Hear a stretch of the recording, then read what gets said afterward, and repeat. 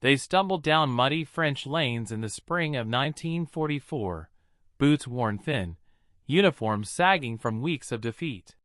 The once proud Wehrmacht soldiers, who had thundered across Europe just years before, now shuffled forward with rifles slung uselessly across their shoulders, stripped of magazines, watched closely by young American guards with cigarettes dangling from their lips. The air smelled of damp earth and diesel fuel, the sound of distant artillery still echoing behind them, though for these men, the war was already over. They were prisoners now, caught in the vast sweep of the Allied advance. And though their captors spoke in calm, casual voices, the Germans could not shake the terror rising in their throats. What would come next? Stories whispered in the barracks had painted a grim picture. German propaganda had promised that if captured by Americans or British, soldiers would be tortured, starved, perhaps even executed. Others had murmured about chaos in the United States itself, a land of gangsters, jobless masses, and racial violence, too weak and decadent to endure war. Marching into captivity, the men braced themselves for cruelty, or at the very least for hunger. Fear clung to them like a second skin. But what met them first was not violence, but a strange orderliness. Trucks pulled up with canvas flaps rolled down, engines humming in quiet rhythm. American MPs gestured, not with blows, but with curt nods. Some of the prisoners, trembling and hollow-cheeked, dared to glance sideways at their guards.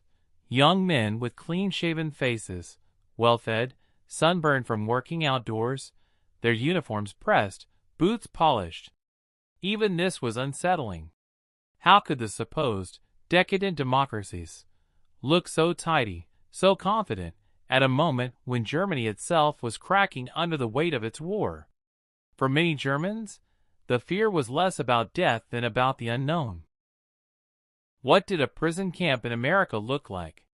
Would they be shipped across the ocean in the holds of dark freighters, like cattle? Some wondered if they would ever see their families again, while others, secretly relieved to have survived combat, let their minds drift to the possibility of food, of safety, of simply sleeping without shells exploding overhead. Yet no one dared to voice such thoughts. As the convoy rumbled toward the coast, the sensory contrasts grew sharper. The Americans smoked Lucky Strikes casually, flicking ash into the wind, while the Germans, who had long since run out of tobacco, inhaled the scent like men starving for air. At a roadside checkpoint, one MP unwrapped a sandwich, soft white bread, thick with meat, and bit into it mid-conversation. A German corporal, his stomach gnawing from weeks of watery soup and black market scraps, stared in disbelief. That simple sandwich, careless in its plenty, felt more menacing than a pistol. It spoke of resources that Germany could no longer dream of matching. Still, the prisoners kept marching. Some muttered prayers. Some clenched their jaws in silence. Others stared at the ground, ashamed. Each step carried them farther from the ruins of the Reich and deeper into the mystery of their captor's world. And though they did not yet know it, the first shattering revelations were still to come. Revelations not born from bullets or bombs, but from bread, butter, and the abundance of a nation they had been told was on its knees. The first hours of captivity bled into days, and with them came the slow unraveling of illusions. For years, German soldiers had been fed a steady diet of slogans and broadcasts. America was weak, disorganized, racially divided, incapable of sacrifice. They were told that the U.S. soldier was a pampered factory worker, soft around the waist, a man who would crumble the moment he faced true hardship. And yet, as the prisoners were herded toward the ports and eventually loaded onto Allied transports, those claims began to look more like fairy tales than truth. On the docks, rows of Liberty ships rose, like steel towers, painted in fresh gray, their decks swarming with activity. Cranes swung cargo effortlessly from shore to ship, while jeeps and trucks rolled in perfectly timed convoys. A German sergeant, his arm still in a sling, whispered in disbelief to the man beside him. "Das ist unmöglich, so viel Schiff." Impossible, so many ships. In Germany, factories strained to produce a single U-boat or a handful of tanks. Here, it seemed, the Allies built an entire fleet before breakfast. Even the smallest details unsettled them. The American soldiers guarding the docks wore clean uniforms, their belts shining, their rifles polished. They laughed easily, joked with one another, and showed no trace of exhaustion. By contrast, the German prisoners looked like men pulled from the ruins of an earthquake, gaunt, hollow-eyed, uniforms patched with rags. How could a nation supposedly collapsing under Jewish corruption and capitalist decay display such casual confidence in the middle of the world's largest war? Then there was the food. Everywhere they turned, it seemed, Americans were eating sandwiches thick with ham, apples polished to a sheen, bottles of Coca-Cola passed from hand to hand. German soldiers, who had survived on ersatz bread laced with sawdust, on watery turnip stew, found themselves staring, mesmerized, at the casual act of abundance.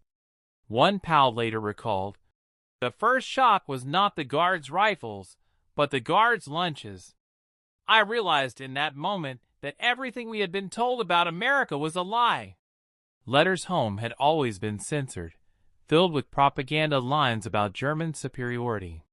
But here, reality was uncensored, unavoidable. They saw black American soldiers loading ships with the same efficiency as whites, and the sight left them conflicted. Nazi ideology had painted such men as inferior, yet here they were, strong, competent, respected within the machinery of war. The Germans had no ready words for the dissonance. It was in the smallest, quietest moments that the cracks widened. A young American GI, no older than 18, offered a thirsty prisoner a sip from his canteen. Another casually lit a cigarette and, without looking, held one out to a German beside him. These gestures were not dramatic, but they were disarming. If the enemy was supposed to be brutal, why did he act with such indifference, almost kindness? At night, as the prisoners were guarded in makeshift pens before boarding ships, the murmurs began. Some still clung to the old lines, that America was only strong because of Jewish bankers, that its decadence would soon collapse. Others fell silent, staring at the horizon where Allied ships vanished into the dark, silhouettes against the sea. In that silence, the weight of doubt pressed heavier than the chains on their wrists. And as they prepared to cross the Atlantic, it became clear that their journey was not merely across an ocean. They were leaving behind not just their homeland, but also the fragile myths that had held their world together. What awaited them on the far shore would not only feed their bodies, but dismantle their beliefs, bite by bite. The crossing was long, but it was not the nightmare many had imagined. The holds of the Liberty ships were crowded, yet not brutal. Prisoners were given bunks, blankets, and, to their astonishment, food, real food. For the first time in years, they chewed bread that did not crumble into dust, bread that bent softly under their teeth, that carried the smell of wheat and yeast. With it came slabs of butter, thick and pale, something so simple, and yet so rare that many Germans stared at it as if it were gold. One soldier later wrote in his diary, "I had forgotten the taste of butter. My hand shook as I spread it. I felt like a thief, though it was freely given." To men who had grown used to hunger as a permanent condition, this was not merely a meal. It was an assault on their senses. The coffee was hot and bitter, steam curling into their faces, a scent so rich it made their stomachs ache. Some could not drink it at once, holding the cup to their lips, inhaling, as if to prolong the shock. Others wolfed it down, desperate, embarrassed by their own need. The Americans watched without expression, as though this abundance was nothing special. And perhaps for them it wasn't. That was what made it more unbearable. In the German camps back home, Soldiers had eaten gray loaves laced with sawdust, soup stretched with rutabagas until it was little more than colored water. Here, men were handed trays with potatoes, beans, even meat. Not every meal was a feast, but compared to the deprivation of the Reich, even a spoonful of jam spread on soft white bread felt decadent. And all of it was delivered with routine efficiency, as though feeding thousands of prisoners were no great burden. The humiliation was as sharp as the gratitude. To accept these meals was to confront the reality that the enemy had so much that even his prisoners dined better than German civilians. Some refused at first, nibbling cautiously, pushing plates away, afraid of poison or trickery. But hunger won quickly. By the third day, most ate with a silent desperation, cheeks flushed, jaws working furiously, as if to catch up on years of scarcity. There were murmurs that this food was meant to seduce them, to weaken their loyalty. Yet deep down, many knew the truth. This was simply how America lived. Bread and butter were not weapons, but the baseline of ordinary life. And that was what stung most of all. One POW later remembered the moment he first tasted peanut butter, spread thick on white bread by a grinning GI. It stuck to the roof of his mouth, salty and sweet, unlike anything in Europe. He hated it, then loved it, then hated himself for loving it. He wrote years later, "It was then I realized the war was lost. Not on the battlefield, but in the kitchen." As the ships neared the American shore, the prisoners carried this new truth with them in their stomachs. Propaganda had spoken of famine, chaos, weakness. Yet in their very first meal, they had encountered an empire of plenty, where bread was soft, butter abundant, and coffee flowed endlessly. The taste lingered, both comforting and unbearable, as they prepared to set foot on the land of their captors. And what they would see there, beyond food, beyond ships, would shake them even more. The coastline rose slowly on the horizon, and with it came the shock of scale. For men who had marched through bombed-out German cities, where chimneys stood like broken teeth against the sky, the ports of America looked impossibly intact. No ruins, no rubble, no hunger. Instead, rows of warehouses stretched without end, painted clean, humming with motion. The first sight that stunned them was the machinery of transport itself. Liberty ships lined the harbors in ranks, steel hulls gleaming, their names stenciled in block letters. Dockside cranes swung like giants' arms, lifting crates effortlessly, depositing them into waiting trucks that rolled away in perfect rhythm. The prisoners stood behind fences, watching in silence as goods flowed with a precision that felt mechanical, inexhaustible. One soldier whispered, "They build ships as if they were toys." In Germany, a single tank could take weeks to assemble, its parts scavenged and smuggled from factories running on fumes. Here, they were told, America produced a new Liberty ship every few days. The claim sounded absurd, until they saw the rows of them firsthand, painted fresh and steaming with life. The numbers themselves became a weapon. Then came the railroads. Locomotives thundered past the camps, pulling freight cars so long that the prisoners could not see the end of the train. Each car bore wheat, steel trucks, crates stamped with military markings. To men who had grown used to scarcity, it felt like standing beside a river that never ran dry. The clatter of wheels on steel tracks was less a sound than a drumbeat, a reminder of power that required no speeches. Even the trucks parked casually along the roads were revelations. Sleek, wide, and plentiful, they seemed to multiply like insects. German armies had fought entire campaigns with horse-drawn wagons. Here, gasoline-fueled vehicles waited idle, engines still warm, as if the Americans had more machines than they knew what to do with. It was a sight as demoralizing as it was surreal.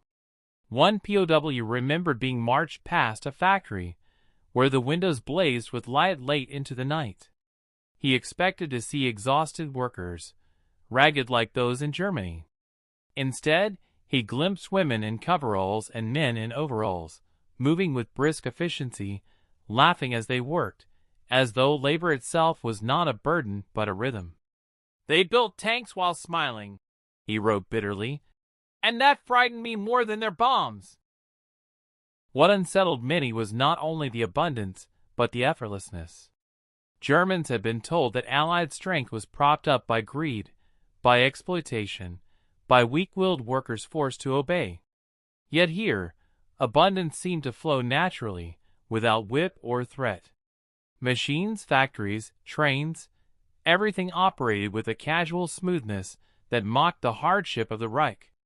At night, the prisoners lay awake in their bunks, haunted less by memories of battle than by the sounds they now heard daily: the groan of cranes, the blast of factory whistles, the distant clatter of freight cars. These were not the sounds of desperation. They were the sounds of a nation so overflowing with resources that it could wage a global war and still feed its prisoners better than Germany fed its children. And if the machines and factories revealed America's strength, what came next, the glimpse into its daily civilian life, would reveal something stranger still.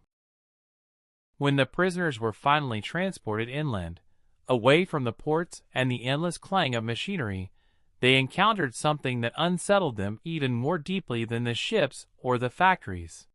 For the first time, they caught glimpses of America itself, not the army, not the war machine, but the everyday life that pulsed just beyond the barbed wire. The train windows framed a world they had not imagined. Towns with neat rows of houses, each with a painted porch and a garden out front.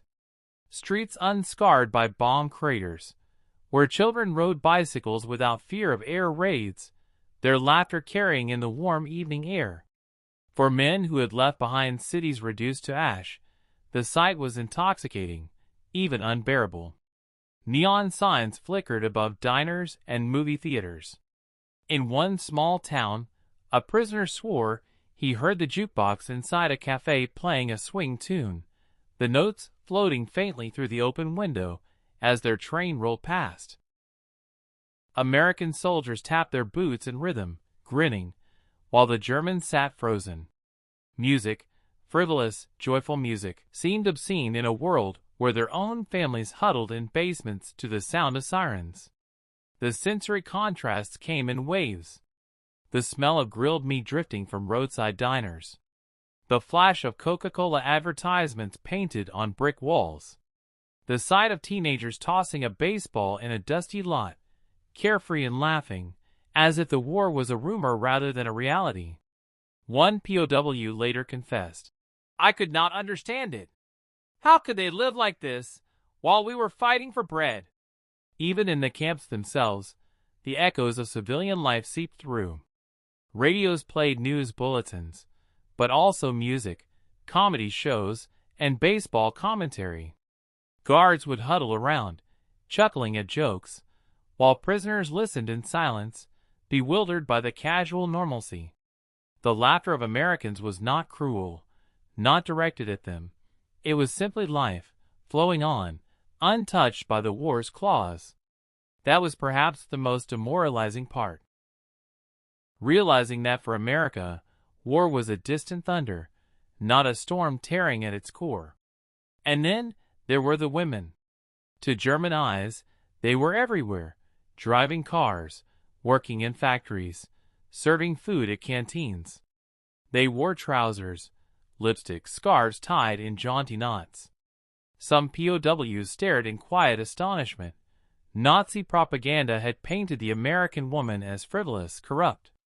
Yet here, she seemed confident, purposeful, and unafraid. One soldier wrote, "Our women clutched rations and feared bombs. Theirs handed sandwiches to strangers." The contrast was unbearable because it was not dramatic, it was ordinary. Freedom showed itself not in grand speeches, but in the casual gestures of a society unbroken by war. A boy licking an ice cream cone on a summer afternoon. A movie theater marquee announcing a comedy. The soft glow of street lamps in neighborhoods where no one feared blackout curtains. For the prisoners, every glimpse was both wonder and wound. They had been told America was a giant built on sand, decadent and rotten beneath the surface. But here was the surface itself, gleaming and confident, untouched by collapse. The Reich had thundered about sacrifice, about struggle, about blood and steel. America, it seemed, had built its power on something else entirely, on the quiet strength of ordinary life, lived in abundance. And it was in the midst of these revelations that the prisoners began to encounter something even stranger than neon lights or baseball games. The warmth of human kindness directed at them, the enemy. What unsettled the prisoners most was not the food, nor the factories, nor even the laughter spilling from American towns. It was the way they were treated. They had expected fists, booths, humiliation. Instead, they encountered something more disarming, a casual friendliness that seemed to contradict everything they had been taught. At first, it appeared in fleeting moments. A farmer's wife passing a fence where German POWs worked in the fields would bring out a basket of sandwiches, wrapped neatly in wax paper. She would hand them over with a smile, as though feeding strangers was the most natural act in the world. Some of the prisoners hesitated, unsure if it was a trick. But hunger broke suspicion, and the first bite erased doubt. Bread soft as clouds, layered with meat and mustard. They ate quickly, embarrassed, while the woman simply nodded and returned to her chores. The guards, too, surprised them. Many were young, barely older than the prisoners themselves. They carried rifles, but not cruelty. Some cracked jokes, their English incomprehensible to the Germans but softened by laughter. Others shared cigarettes, flicking a pack through the fence as if tossing away something of little value. For a German soldier who had scraped cigarette butts from gutters in France, this casual generosity felt surreal. There were even moments of warmth that bordered on friendship. On hot afternoons, American guards would draw water from wells and pour it over their heads, laughing, then hand the bucket to prisoners through the wire. One man later recalled, "The guard who watched me was just a boy. He gave me a drink, and for a moment I forgot he was the enemy. He was simply another human being under the sun." The strangeness deepened in rural communities where prisoners were hired out to work on farms. They picked cotton, harvested corn, stacked hay bales under the watch of local families. Many expected insults or stones. Instead, they were greeted with nods, sometimes even with curiosity. Children would wave from porches, dogs would run alongside them, barking in play. Some farmers even paid them small wages, slipping coins into their hands, though officially this was forbidden. Such treatment created confusion, even guilt. How could they reconcile kindness with the image of the barbaric enemy drilled into them by propaganda? One young corporal wrote in his journal, "If I had seen them as animals, they have now seen me as a man. I do not know how to live with this." Of course, not every encounter was gentle. There were jeers, cold stares, reminders that they were still captives of war. But the absence of cruelty itself was what struck them hardest. The Americans did not need to beat them. Their abundance, their confidence, their ease were humiliation enough. And when kindness appeared, it cut deeper than a rifle but ever could. At night, back in the camps, men whispered about these encounters. Some were grateful, almost reverent. Others spat in disgust, accusing their comrades of being softened, seduced. But all agreed on one thing: nothing in their training, nothing in the speeches of Goebbels or Hitler had prepared them for an enemy who could win not just with weapons, but with sandwiches, with jokes, with simple human gestures.